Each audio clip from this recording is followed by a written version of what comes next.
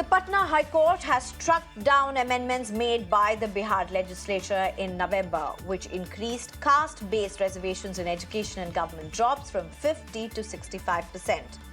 On November 7, 2023, Nitish Kumar-led Mahagathbandhan government had raised the Bihar quota slab to 65%. The bill aimed to increase the reservations for scheduled castes to 20%, up from 16%. The quota for scheduled tribes was to be doubled from 1% to 2%. It also raised the reservations for the other backward classes to 15% from 12% and for the extremely backward classes to 25% from 18%. Combined with another 10% reservation for the economically weaker sections, the total quota limit in the state would have increased 75%. Bench led by the Chief Justice stated the bill was infringing upon the right to equality. Incidentally, Bihar Assembly had passed the bill little over a month after the state government released the results of a socio-economic caste survey it conducted in 2 phases last year. It was in 1992, remember. The Supreme Court, by a 6-3 majority, upheld the OBC quota in what was popularly known as its Mandal judgment. Many of you may be aware of it, have heard it. However, it also ruled that the total quota must never exceed 50%, calling this limit fair and reasonable. The judgment did not give any justification on why this was a fair and reasonable limit. It though referred to a statement by B.R. Ambedkar in the Constituent Assembly that reservations must be confined to a minority of seats. The court had added the 50% reservations rule may be deviated from in certain extraordinary situations. But in doing so, extreme caution is to be exercised and a special case made out. The Supreme Court in November 2022 ruled that the 50% cap is applicable only to the scheduled caste, scheduled tribes and OBC categories, and that the 10% EWS quota is over and above that limit. Now, remember where I earlier explained that extreme caution is to be exercised and a special case to be made out if at all the OBC reservations need to cross the 50%, that's the SC/ST reservations. It's on this basis that states like Tamil Nadu with 69% reservation, Maharashtra with 62% reservation still continue. Whereas there are states like Telangana where the reservation is at 50% currently. Earlier there was a court that struck down an attempt to increase that. In Andhra, the Supreme Court declared 100% reservation to scheduled tribe candidates in posts of school scheduled areas as unconstitutional. In fact, in the run-up to Lok Sabha elections, the BJP hit out at the opposition for demanding a caste census, saying they were playing to the minorities, while the Congress in fact claimed they will do away with the 50% cap on reservations, saying that jitni abadi, utna hak. Most opposition ruled states and parties have pushed for a caste survey. But in Bihar, all political parties have pushed for this current bill. It was passed by the Assembly. But also a caste survey as well is a demand that most political parties back in Bihar. And it's no longer Chief Minister Nitish Kumar leading the Mahagathbandhan Sarkar. Instead, it's Chief Minister Nitish Kumar leading the NDA government. Bharatiya Janata party का स्पष्ट मानना है कि बिहार में पिछड़ों का, अति पिछड़ों का, दलितों का, आदिवासियों का आरक्षण बढ़ना चाहिए और बिहार में सबको आरक्षण। इसलिए बिहार की सरकार सुप्रीम कोर्ट जाएगी और सुप्रीम कोर्ट से बिहार के लोगों को न्याय दिलाने का काम करेगी। पता नहीं जदयू के लोग माननीय मुख्यमंत्री इस पे क्यों चुप्पी साधे हुए हैं। कई बार माननीय मुख्यमंत्री जी ने मोदी जी का पैर पकड़ा है, इस बार भी पकड़ के कम से कम अनुच्छेद 9 में जो है इसको करवा ले। अगर बिहार सरकार अगर सुप्रीम कोर्ट नहीं जाएगी तो राष्ट्रीय जनता दल सुप्रीम कोर्ट जाएगी और जो वंचित शोषित समाज जो है उनका अधिकार दिलाएगी। All right, I'm being joined right now by Mr. Faizan Mustafa, who's an author as well as an academician, Madhavan Narayanan, who's a senior journalist, I'll also be joined by Kamruzman Chaudhary, political analyst, as well as R.S. Patania, who's a spokesperson for BJP. Thank you very much, all four of you, for joining me. Mr. Kamruzman, as well as R.S. Patania, allow us few minutes, allow me 5 to 7 minutes. Let me spend that time with the first two panelists to try and understand that before I come to you for a heated debate, a political debate as well. Mr. Faizan Mustafa, if I can come to you first. My first question at this point would be, what is happening? You know, all of us, most of us who follow news very clearly know what the Supreme Court guidelines are, what the Supreme Court's order have been. States are well aware of it. When this bill was passed in Bihar, there were high chances that everybody said this will not pass the test in court, and yet it was passed. And states still are pursuing for reservations or quota well beyond what the mark seems to be set by the Supreme Court. Why is this continuing state after state? The political class, I think, always try to cater to the needs of society. That's what they claim, that we know what policy decisions are best for the country.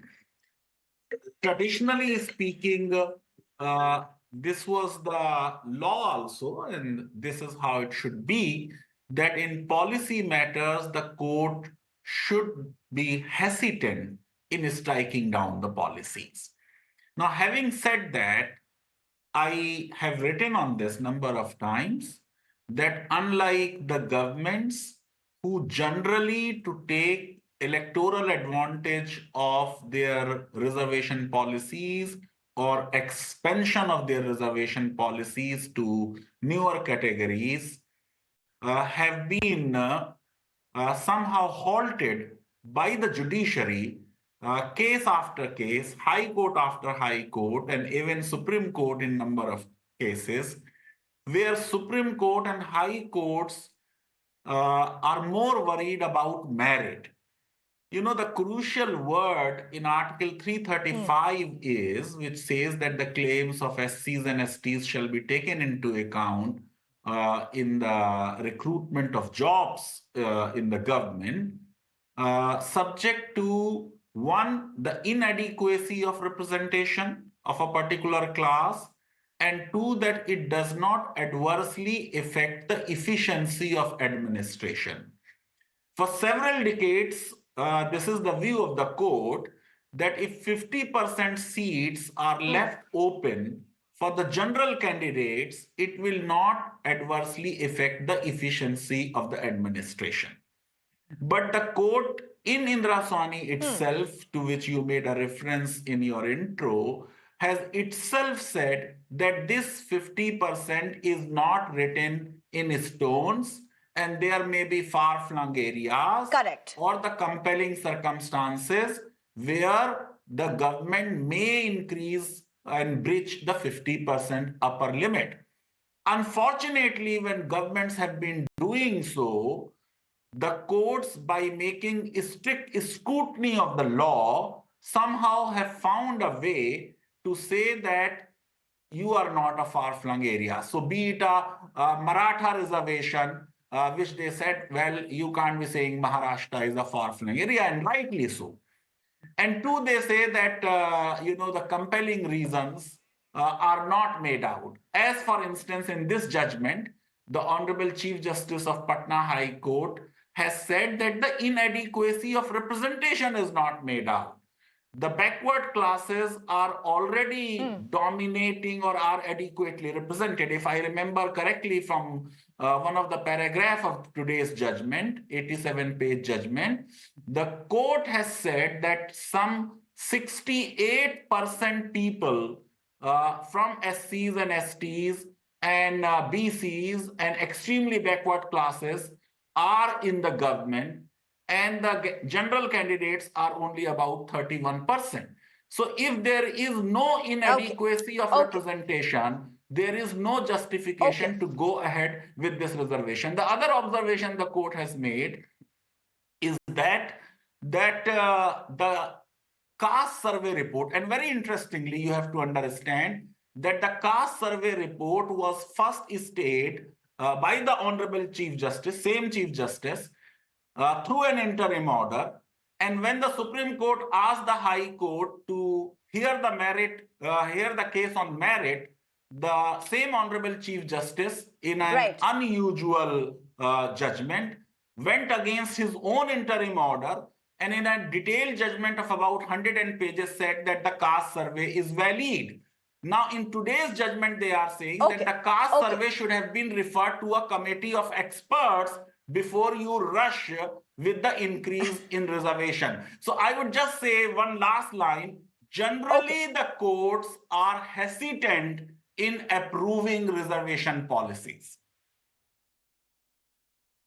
Okay, that's interesting, Madhavan Narayanan. You've heard what Mr. Faizan Mustafa is saying. So, I mean, here what's coming out is the divide between the legislature and the judiciary, as it were. But, you know, it's interesting because there was somebody who was showing something to me, and it was about these seats that were vacant for the health department of Bihar.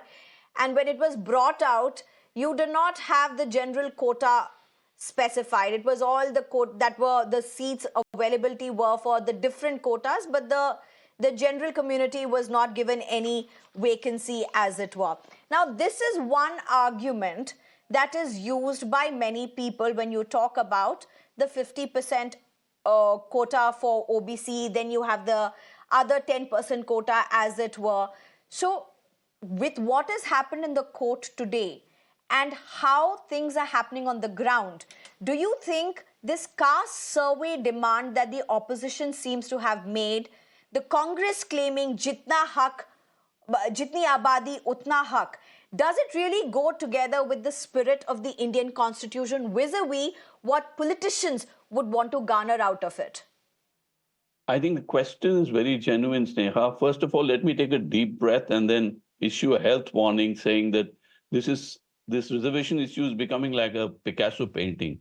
It all depends on who interprets it and how it works. And Dr. Faizan Mustafa put it in such a way there's not much for me to add by way of information because he has presented the facts and the law and the Supreme Court's attitude very well. Essentially, it boils down to two issues. What is policy? What does the Constitution say? And what is happening in the political arena and how we are supposed to interpret all these in relation to each other. Let me take the debate a little backward in terms of big picture. Ask yourself a simple question. What is social justice? Is it affirmative action for the socially, educationally, or economically backward? Or is it a representation of communities or classes or genders? Now, the Constitution is not that much clear on that issue. The term social justice itself as a Picasso painting-like quality. What is happening now in politics is that, especially Rahul Gandhi's slogan that you mentioned, Jitni Abadi Utna Haq, increasingly we seem to be going towards a political position that representationism rather than affirmative action is the way to go. And that is where these sub-quotas and these extra quotas and the tweaking of the quotas by Tamil Nadu, Karnataka, Bihar all fit in. Now, as Faizan Mustafa very clearly said, the Supreme Court, the courts are reluctant to accept extra quotas beyond a point. We began with the Mandal judgment, and even I believe even before that there was a backward commission. There was this whole what is called the creamy layer theory that the elite among backwards or the so-called backward communities should not take advantage of it. That has already been there. So what the courts do is to essentially ask tough questions, almost on a case-by-case basis, on is this a creamy layer syndrome or is this genuine? So in the 2021 case, I think this is regarding the Tamil Nadu case, Special Reservation Act case. One thing that I've got, I'm sorry, this is too legal for me, so I've used some high-quality notes for this. What says that in case the state exceeds the 50% limit, because 50% limit is not cast in stone, but it is by and large pushed for by the judiciary, knowing fully well that it cannot overstep its brief. And this is a case of judicial overreach on a policy matter if it crosses the limit. So what the Supreme Court says is, if it exceeds the 50% limit, the same needs to be justified on valid grounds, or else it will amount to giving preferential treatment from among the same class. In other words, are you looking at a creamy layer syndrome, or is it genuinely deserved affirmative action? So that brings us to the next question on who decides what is valid and what are the criteria used to decide. So which is where I think the importance Right. of not just a Right. census, but a socio-economic survey that determines degrees of backwardness comes in. And this is like a running ball, it's like a moving target. Suppose, for instance, I can argue that economic reforms began in 1991 in India, 1 year after the Mandal Commission report was implemented. 30 years have passed by. And therefore, is there a Right. change in the socio-economic status of any community or individual? So how do you constantly? So this is by definition something like, it's like, let me draw the analogy of telecom. You had 2G, you had 3G and 4G, and now you have 5G networks. So you cannot be using the 2G phone in the age of 5G networks. So just like technology, degrees of backwardness changes. So that would make the case for the caste survey and the economic status of people. That would make the case for that. Yeah, I'm sorry, I didn't So get the this is question. essentially a case why we require a caste survey as well as survey or a data largely on what the economic status across stratas are. Yeah, I think let me add 2 points to this. Very often, two things happen in India. For instance, the OBC under the constitution stands for other backward classes, whereas it's loosely interpreted as other backward caste. That's one problem we have. A second thing is that people talk about, politically, they speak about caste census, which is like a simple head count based on community. Whereas actually there is much more rigorous examination needed of degrees of backwardness based on various criteria, so that the affirmative action part of social justice is not hijacked in the name of representation by the creamy layer. So which is where I think it's like a Rubik's Cube, where one criteria comes into the other. So you need data, as opposed to simple concept. Which is why the courts time and again keep stepping in. And so to what both essentially Faizan Mustafa and Madhavan Narayanan have spelled out right now, let's just get in the political reactions. I'm being joined by Kamrusman Chaudhary as well as R.S. Patania. Very quickly to you, R.S. Patania, does BJP find itself in a catch-22 situation right now? Never been in favor of the caste survey, the demand from what was coming from the opposition, but you seem to be right at the thick of it in Bihar. The chief minister who was heading the Mahagathbandhan is now the chief minister heading the NDA Sarkar. There's no word from the chief minister yet, but all the political parties, including the deputy chief minister, have gone ahead and said that we need to push for this. This needs to come into existence. How is this a break point at all? How is the BJP and the JDU going to look eye to eye in this?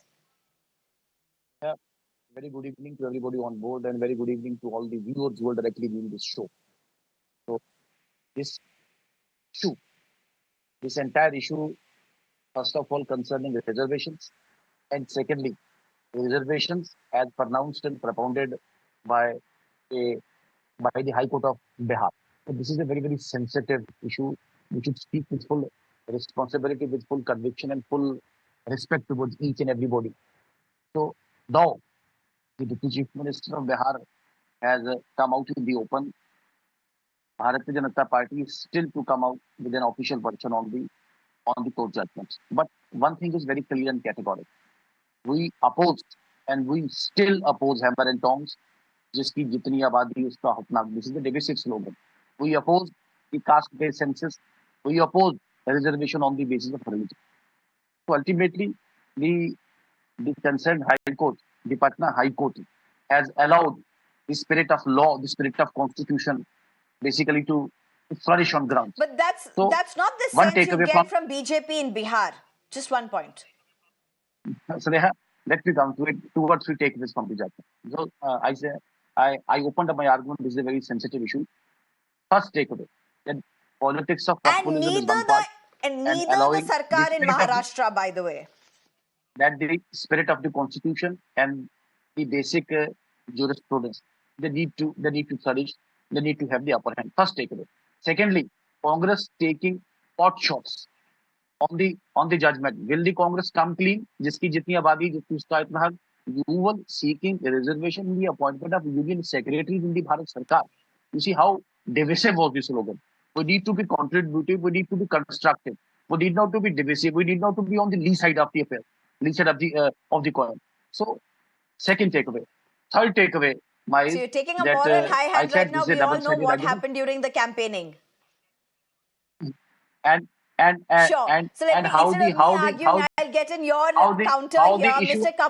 how the Kamruzman how the Chaudhary. issue how the issue of observations were put forth Kamruz, in the campaigning, how the artificial intelligence okay, Mr. and how Kamruzman, Amit Shah's video was Mr. captured Kamruzman and put Chaudhary, on BJP put on is with the saying they are strongly against Jitni Abadi Utna Hak. They are strongly against religion-based reservations, as it were. The BJP still accusing the Congress and the opposition parties of wooing the minorities, and the caste survey essentially being a means of just that. No, Sneha, you must understand holistically out here. There are two different things out here. One is caste-based reservation and another is the religious-based reservation. Our constitution does not permit religious-based reservation, but there are some exceptions. I will come to that once we discuss the West Bengal, the High Court judgment against the religious-based reservation on that. But first, coming to Correct. the point out here, as the earlier non-political analyst in your show had very rightly pointed, the constitution was based on the premise that this downtrodden or this Banchit Samaj, as we say, an affirmative, a proactive as well as targeted schemes need to be developed for the upliftment of these people, because there were centuries of discrimination against the SC, ST and the OBC communities in India. There is no doubt about it. But why Rahul Gandhi or why Congress party had to come out with such a slogan, Jiski Jitne Abadi Utna Haq?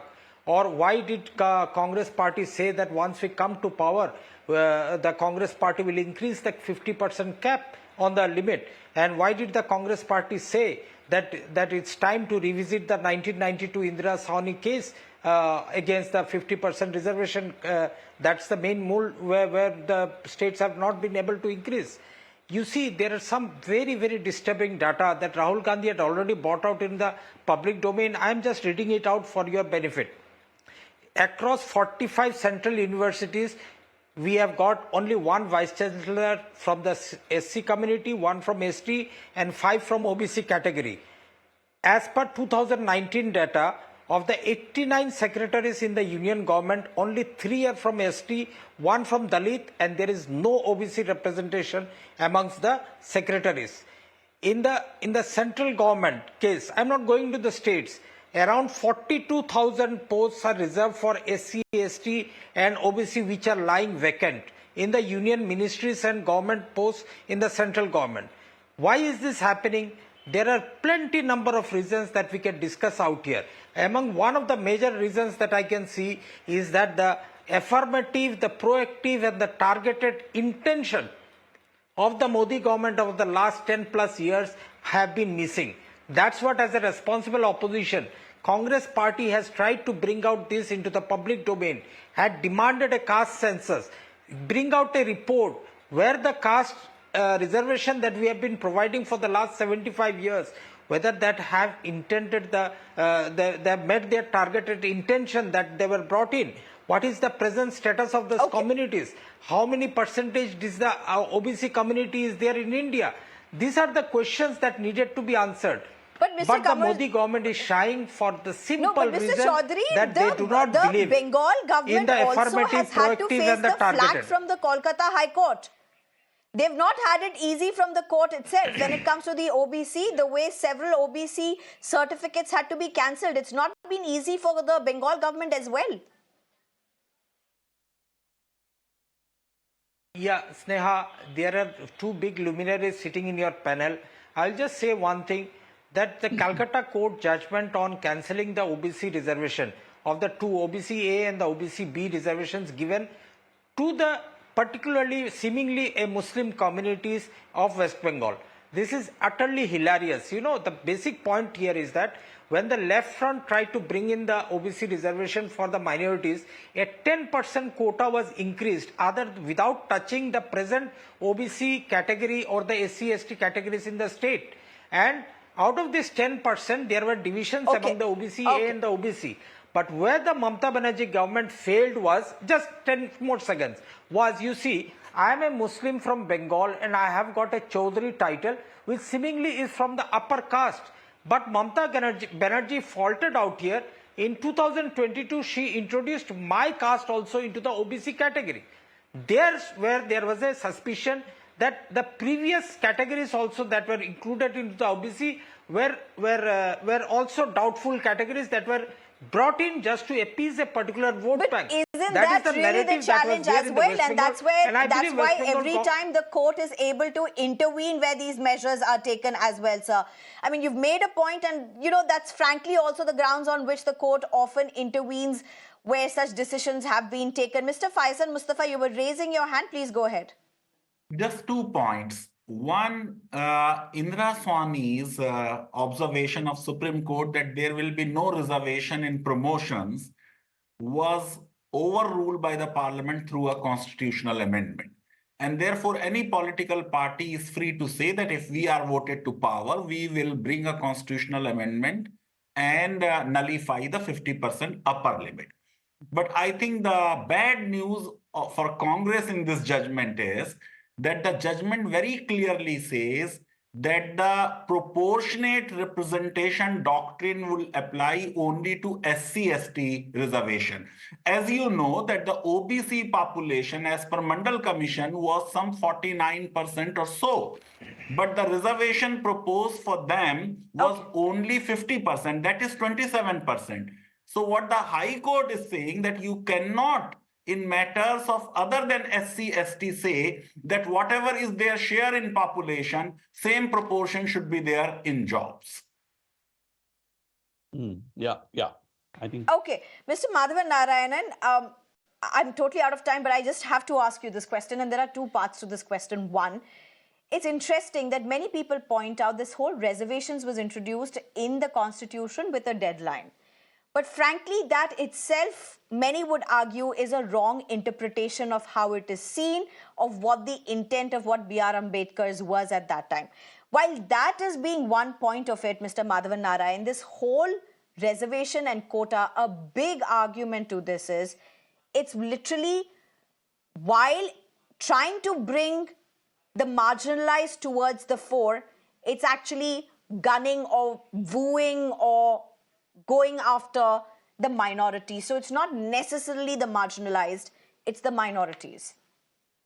I think there is no doubt that, first of all, both the Congress and the BJP, in my opinion, are guilty of deliberately obfuscating what is clearly a constitutional matter of clarity, that backwardness is not a function of religion.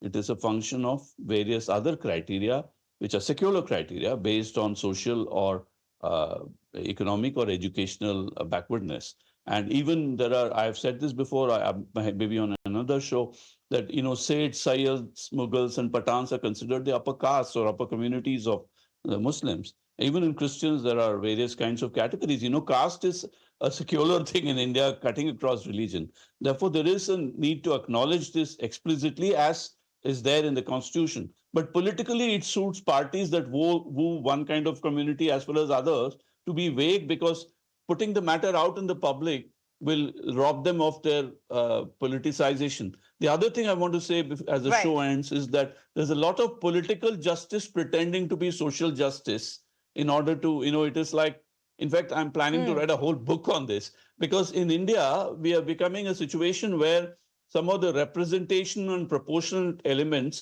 are being interpreted as backward elements. So it is like, I keep joking, think about it as you go. The people who love to have handicap in golf do not support reservation in India, which shows what is wrong with this country.